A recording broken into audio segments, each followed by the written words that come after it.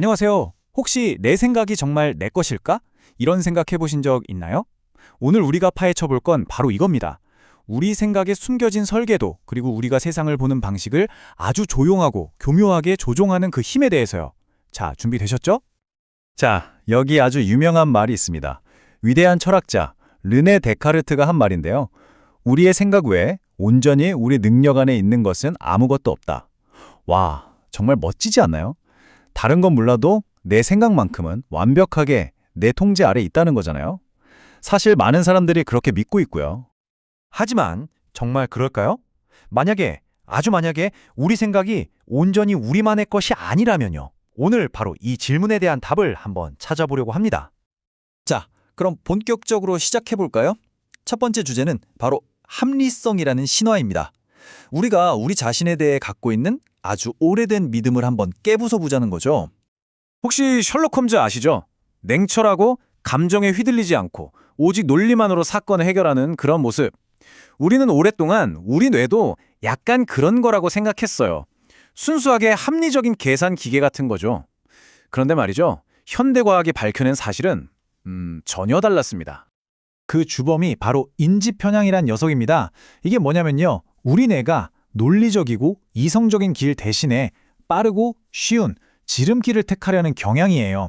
일종의 정신적인 단축키 같은 거죠.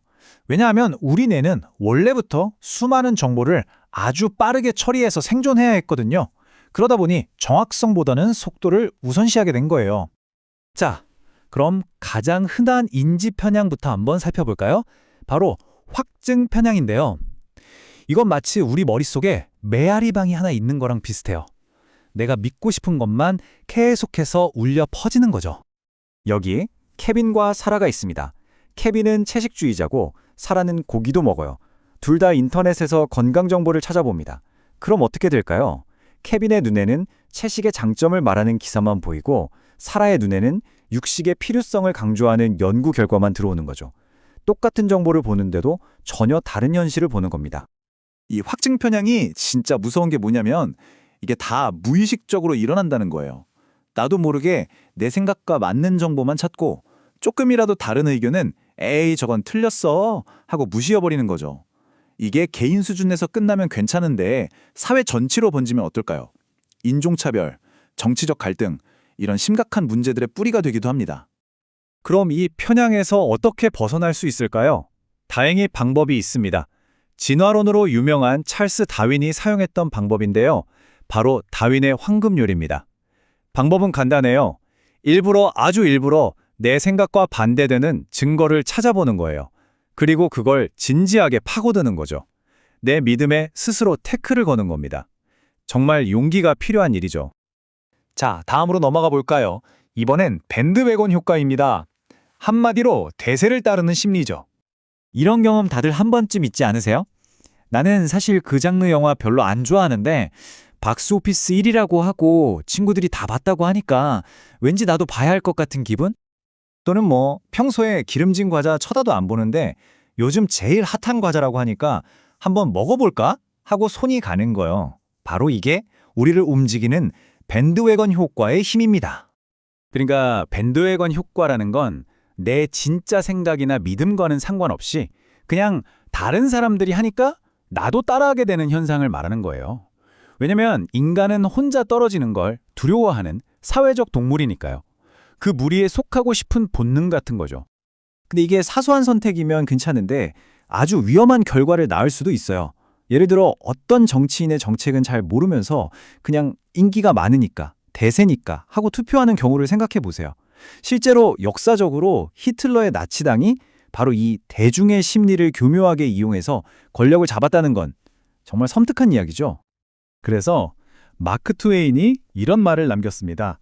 다수의 편에 서 있는 자신을 발견할 때마다 멈춰서서 성찰할 시간이다.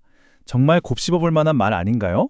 남들이 다 예스라고 할 때 잠깐 멈춰서 근데 나는 왜 예스라고 하려고 하지? 하고 스스로에게 물어보는 용기가 필요한 겁니다. 자, 세 번째 생각의 덫은 프레이밍 효과입니다. 이건 뭐랄까, 내용물은 똑같은데 포장지를 어떻게 하느냐에 따라서 완전 다른 상품처럼 보이게 만드는 마술 같은 거예요. 예를 들어 볼게요.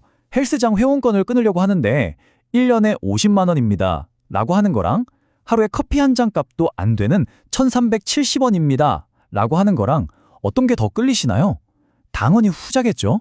사실 총액은 똑같은데도 말이에요.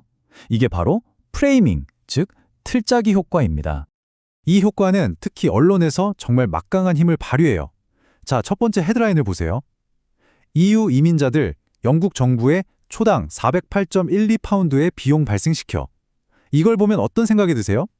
아, 이민자들 때문에 세금이 낭비되는구나 하는 부정적인 생각이 먼저 들죠. 그런데 똑같은 데이터를 가지고 다른 신문에서는 이렇게 헤드라인을 뽑습니다. EU 이민자들 초당 463.35파운드의 수입에 기여. 이걸 보면요. 와, 이민자들이 경제에 큰 도움이 되는구나 싶죠. 데이터는 같은데 어떤 틀로 보여주느냐에 따라 우리의 판단이 180도 달라지는 겁니다. 이게 프레이밍의 무서움이에요. 그럼 이 교묘한 함정에서 어떻게 빠져나올 수 있을까요?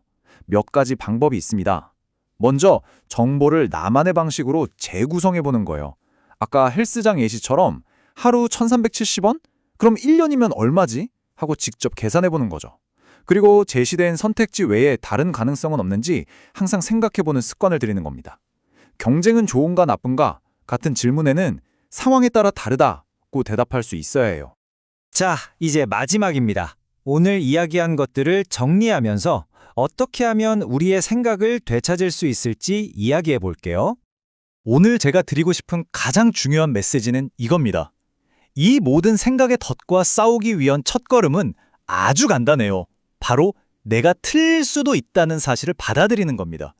나는 항상 논리적이고 합리적이지는 않다고 인정하는 거죠. 이 지적인 겸손함, 여기서부터 모든 게 시작됩니다. 그렇게 내 안의 편향을 인정하고 들여다볼 수 있을 때 비로소 우리는 맨 처음에 이야기했던 데카르트의 말처럼 진정으로 내 생각을 통제할 힘을 갖게 되는 겁니다. 내가 덫에 빠져 있다는 걸 알아야 덫에서 빠져나올 수 있는 거잖아요. 자, 그럼 이제 여러분께 질문을 하나 던지면서 마무리하겠습니다. 오늘 이 이야기를 들으신 여러분, 지금 당장 당신이 갖고 있는 믿음 중에서 가장 먼저 의심하고 도전해보고 싶은 것은 무엇인가요?